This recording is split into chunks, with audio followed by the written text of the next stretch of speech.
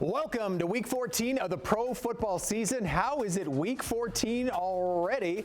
But here we are, and today we're talking about something new on the show. It's new, but very important this time of year. Beat the Odds starts right now. From our Las Vegas studios, this is Beat the Odds, sponsored by Superbook Westgate Las Vegas.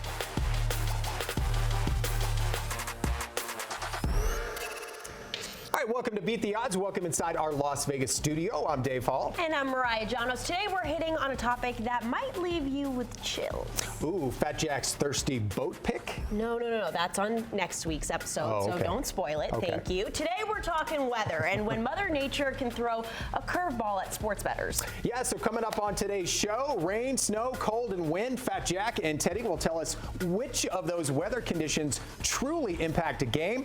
Brandon Marshall played in Denver. He has some funny stories about how weather impacted him. And from tackling running backs to writing children's books, I have a fun chat with former Baltimore big man Trevor Pryce. Stick around for that. Dave, over to you. And here we go, everybody. Week 14, Fat Jack, Teddy, ready to go. We've talked about bad trends over the shows. We've talked about bad luck, bad beats. And today, we're talking about bad weather, guys. Absolutely. By the way, I got a haircut. Looks good. It was lose 10 pounds or get a haircut. I chose haircut. But you're right, the weather. Did the wife do it, or did you actually? A Flowbee, right? I mean, just Flowbee it up. Wow. I'm taking the under on the number of Flowees you have in your possession. I don't, but it would have done the same thing. For those of you who don't know what it is, look it up.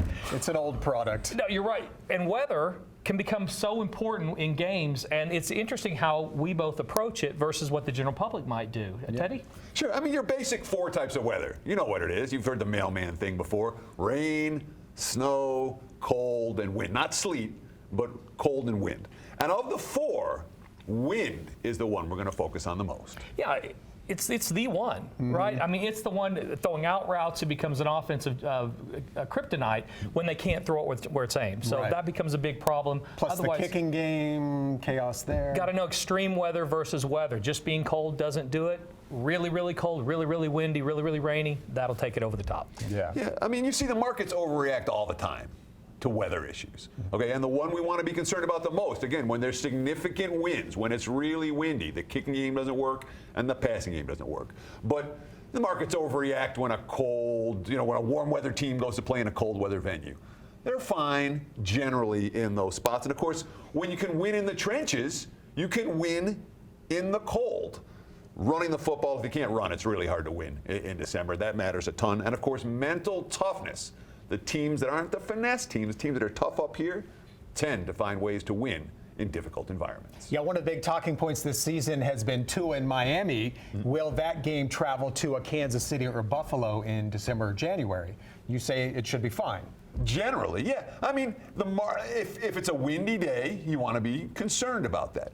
But cold weather alone doesn't kill warm weather teams. It's cold weather with wind or other conditions that are the biggest problem. So generally speaking, you don't want to overreact. Specifically, you're going to find these spots so you can take advantage of the weather. And Jack, you really hone in on more the extreme weather. A 15-mile-an-hour breeze, not a big deal. Yeah, the two ways I handle weather are overreacting to what the general public gets. A lot of times the weather is baked into the line, and so you want to watch the trends go down where you can then play over when there's snow or rain or whatever. Otherwise, you're looking for thresholds, so 20, 25 miles an hour wind or more. 4 to 5 inches of rain. We saw Chicago playing basically in a water polo field earlier in the year. Those are going to certainly affect it, but general rain, general cold, they're going to be overreacted to more times than not. We can take advantage of where the lines are moving. So teams that run the ball well are teams that you guys have no problems traveling to bad weather. Winning in the trenches equals winning in December and January, and teams that can run the football tend to be winning in the trenches. All right, we're just getting started with the fellas. Stick around. Well, you better believe Vegas bookies are watching weather reports. They want every detail of every game. Mariah is at the Superbook Westgate Las Vegas with more. Thanks, Dave. I'm here with Executive Director of Superbook Operations, John Murray, here at the Westgate. John, this week we're talking weather and how that could impact the outcomes of games. From a book's perspective, do you guys look at the weather, and how does that play into how you set lines? You have to look at the weather. You got to know if it's going to be raining in some games, snowing. Wind is a big one. Wind can really affect the total. can bring the total way down. If it's too windy to throw the football, they got to keep it on the ground. The clock is moving, and the score will be lower. Now, not too long ago, a game that was supposed to be played in Buffalo got moved to Detroit. In a situation like that where a game has to be moved, how does the book respond? That was a big one that we really had to track. That game, they were calling for thunder snow, whatever that is, and they moved the total from 49.5 all the way down to 42.5. Then the game got moved to Detroit. We moved the total back up to 49.5. Remember, the Superbook, all bets are action, regardless of location, as long as it's played within 8 days of the scheduled date. Now, we're somehow already on to week 14. What's a matchup that really stands out to you this week? I'll say Tampa Bay and San Francisco. Tampa Bay off a really good win on Monday night, a comeback win over New Orleans. San Francisco down to their third-string quarterback, Brock Purdy. I thought they were the best team in the NFC. I don't know what they're going to look like without Jimmy G. All right, thank you so much, Dave. We'll send it back to you in studio. Thanks, Mariah. So watching a snowy football game on TV, that's fun. But what about playing in it? Brandon Marshall has some fun stories from his Denver days. Plus, Jack is back with how some teams and coaches approach these weather games. In sticking with our weather theme, which game is the coldest ever played? The answer, the 1967 championship game between Dallas and Green Bay, known as the Ice Bowl. It was minus 15 degrees with minus 48 wind chill at Lambeau. So cold, an elderly spectator in the stands died. That's dark. Beat the Odds is sponsored by Superbook Westgate Las Vegas.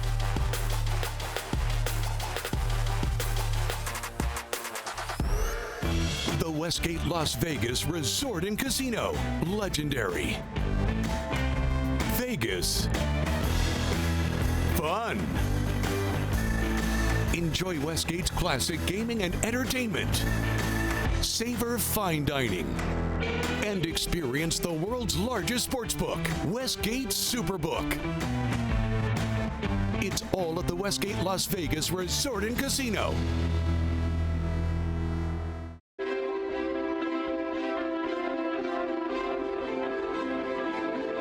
Let's show the world what it means to be a fan. The world's largest collection of fan gear. Fanatics, officially licensed everything. You love our show. Now you can get even more from BeatTheOddsTV.com. Betting lines, trends, and analysis of the big games. The difference between a bad beat and a big win. BeatTheOddsTV.com. Welcome back to Beat the Odds. Now, this one was a classic, the snowplow game. Back in December of 1982, New England beat Miami 3-0 in Foxborough. New England was trying to kick a field goal. The snowplow operator drove onto the field, cleared a path like a real one, and then John Smith kicked the winning field goal. Miami, naturally, not too happy about that one. Oh, one of the iconic moments of the league. Thanks, Mariah. You know what? It snows every once in a while here in Las Vegas, too. Here's video from 2019 at our Welcome to Las Vegas sign. Well, scan that QR code and you will be snowed under with all kinds of betting information. It'll take you to our website, BeatTheOddsTV.com. Well, now it is Brandon Marshall time. Before we dive in, Brandon, once again, his sneaker game, just amazing. Can we take a shot of Brandon's sneakers? I mean, look at that, sir. You know, shattered backboards. You know, these are one of my favorite pair of shoes. I bring them out every now and then. Yeah. You know, I love them. Love the color scheme. And I'm just wearing dorky loafers. All right, well, that's why you are you and I'm me. All right, well, let's talk about playing in some of these, severe weather games. You certainly played in a few. Any memories stick out for you? Yeah, I mean, playing in Kansas City. You know, that was one of the games where every time out, we would literally, the defense would run to the sideline and stand by the heater. The rest would have to come and tell us, all right, come on, y'all, it's time to play the game. So it was freezing. It was one of the worst games, I promise you. You guys were looking forward to the TV timeouts. Yeah, 100%. And on the flip side, you said down in Florida, it can be a nightmare for another reason. Oh, yeah. I mean, we were playing in Tampa, and literally it was humid. It was crazy. I was sweating profusely, and I told my coach, I said, Coach, I'm tired. You know, it was one of the games I was really gassed. And in the second half, we had a rain delay because it was pouring rain. So when we came back out, guys had to take their gloves off, their visors off. It was a lot of fumbles. It wasn't a lot of passing. It was crazy. Yeah. Seeing your talking points there, obviously turnovers, we know that. Wind can wreak havoc. What about some of the different weather gear you guys have to wear? Like, what's underneath what we're seeing on TV? If it's too cold, you got cold gear. You got cold gear, but so it's really thick material. Sometimes if you want to just sleeve, if you want your arms out, which I did, I'll just cut the sleeves, and I had, attaboy. I had the cold gear on my body, but my arms was out because I had to show I was kind of tough, whatever the case may be. But no, or you got the opposite. You got some of the gear is supposed to keep you cool. So they have it either way. But also we have heated benches. Thank God. Heated benches if it's too cold. You got fans if it's too hot. So either way, they try to accommodate us. And real quick, Denver hype. You guys used to put in Denver a video that you would show before the fourth quarter, reminding the other team about altitude. Yeah, we did. So it was a hype in the fourth quarter. So just to get the fans and the crowd up and going, they would have a video showing guys gassed, oxygen mask, and they would say 5280, above sea level, and just to give it that element, like, okay, you guys are getting gassed in the fourth quarter, and we're still going. We're taking over. Yeah. All right, Brandon Marshall, thank you, sir. Appreciate you as always. Well, Jack has picked out 4 coaches and how they handle weather games. 2 who changed their game plan, and 2 who are like, nah, we're good. Yeah, so we're going to be dealing with weather over the next at least month or so. So it's good to identify these coaches that, generally speaking, when there's extreme weather, they're going to adjust their game plan. And we've been seeing that a little bit over the course of their career. The first one is Pete Carroll. At Seattle, especially you get some wind up there, he is the type of guy that he will not kick the long field goals. Even when Russell Wilson was playing well, he would still be more conservative game plan-wise when the weather turned in Seattle. The other one's McDermott at Buffalo. And he can do that because, frankly, he can. They're so good offensively and defensively that he tends to be a little more conservative when the weather turns. These may not help you on side covering, but they'll definitely help you on total. So look under. Those are a couple of coaches. Identify when there's some extreme weather you might want to trend under. And then the 2 who plow ahead. The first one probably won't be a big surprise to most people. Yeah, I don't think either will, actually, Belichick. Okay. I mean, the personality of the coaches and the teams and frankly, what they do well provides them the ability to not really adjust what they're doing. New England, they're going to run it first. They don't have a great quarterback room. They're trying to stay away from mistakes in general, so that weather doesn't really affect their game plan. Vrabel and what they do offensively, trying to win in the trenches, being okay, winning the line of scrimmage and running the ball first, puts up a good front when there's bad weather. So those are a couple that they're not going to really make a lot of changes. And the line, even if it moves, maybe you're looking over because you're going to get the same amount of offensive production. And Vrabel from the Belichick coaching tree, so I guess it kind of follows suit there. When you've got winners, right? No Stick doubt with what about you it. know. All right. Well, thanks, Jack. Teddy is putting his weatherman hat on, and he looks adorable. You got to see it. See his forecast for a couple games and how it could impact that game. Plus, Mariah talks with Trevor Price. He went from smashing running backs to creating a new show on Netflix. Her chat is next.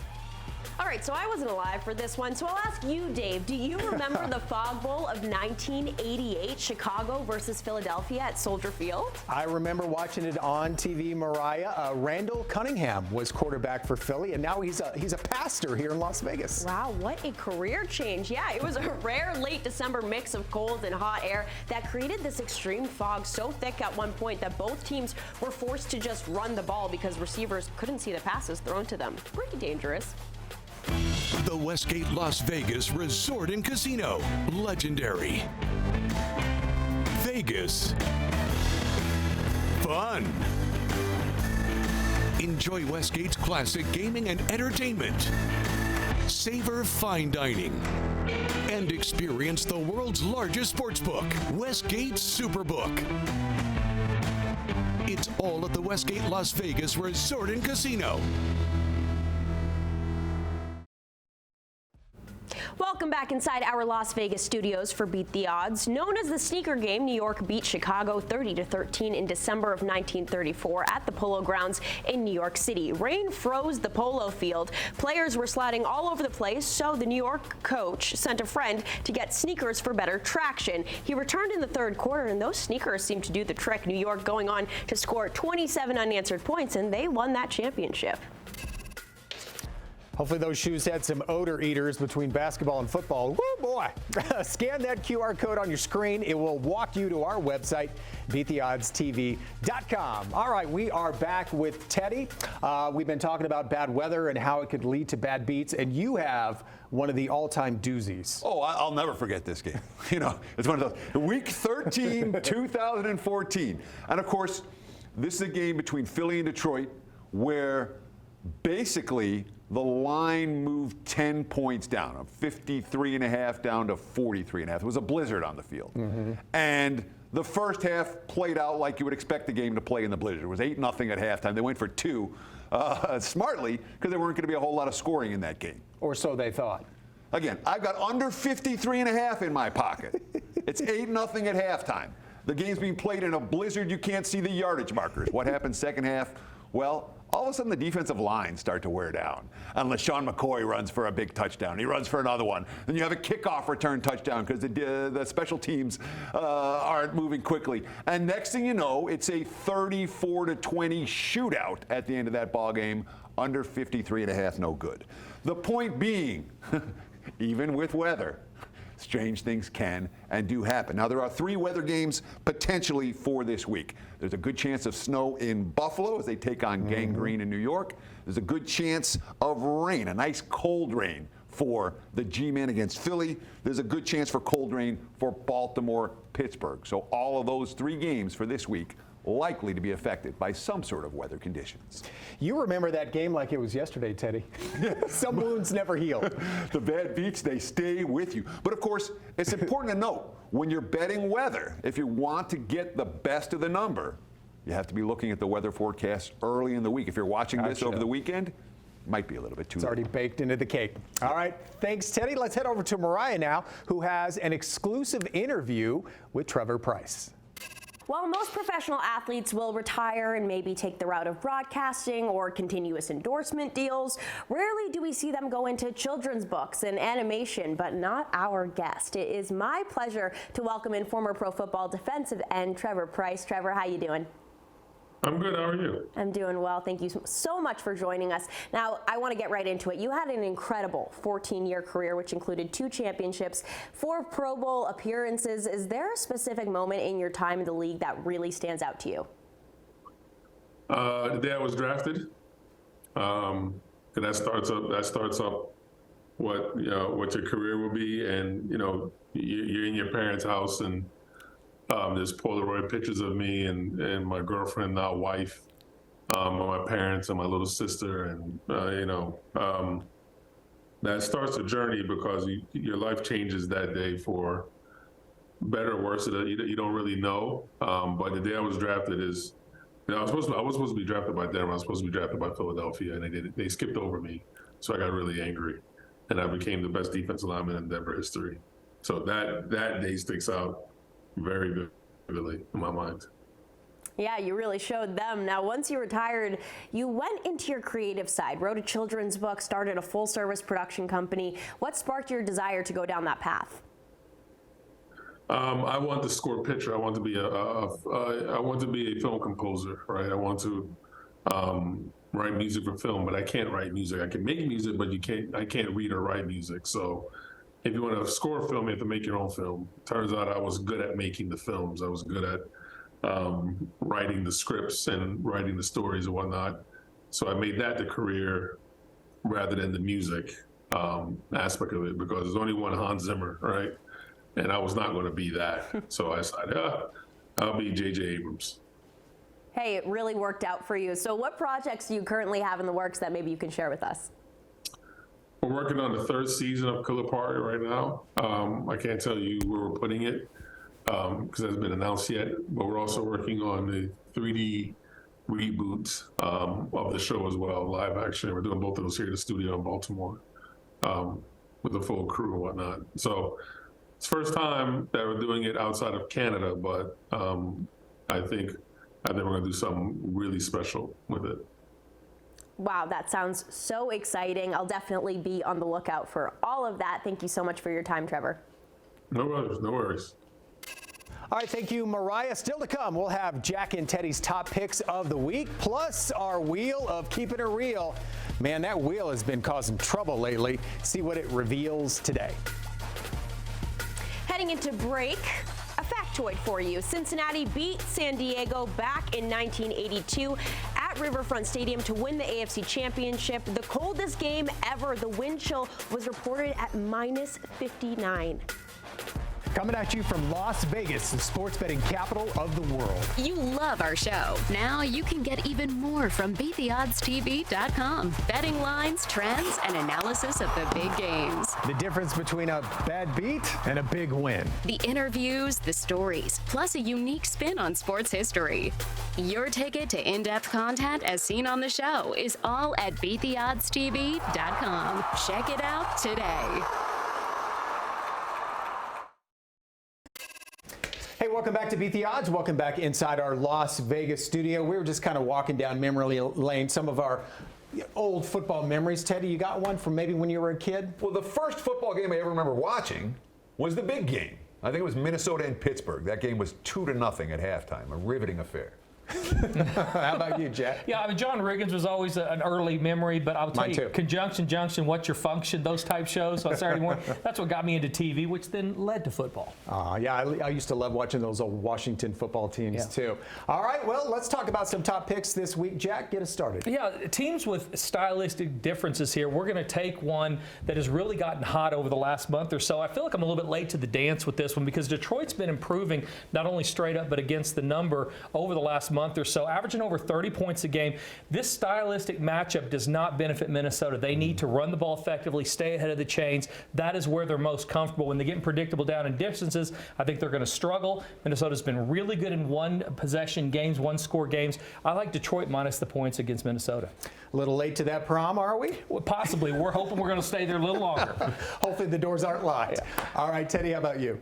Well, you like a favorite. I like a favorite. Let's talk about Philadelphia against the G-Men. And look, it's a G-Men team that's in a real funk right now. They have one win in their last 5 games. That win came against the worst team in the league in Houston, coming off a really dispiriting tie last week against Washington. And it's a G-Men team that cannot stop the run. They're number 30 in the NFL, allowing 5.1 yards per carry. That's bad news against Philly, who can run the football, who is strong in the trenches. They've averaged more than nearly 5.5 yards per carry over the last 3 weeks. And of course, these teams meet every year. G-Men against Philly last year, 10 and 13 points. I'm not convinced they get a whole lot more this time around. Yeah, Jalen Hurts also putting himself perhaps in the MVP conversation. He's playing amazing. Well, let's end the show with the wheel. This wheel has been causing trouble lately. It's our 5 heads on a Vegas-style slot machine. This week, the wheel will reveal which one of us nearly missed out on the love of our life because of a big snowstorm. So let's spin it and find out who it is. I know it's not me, so let's see.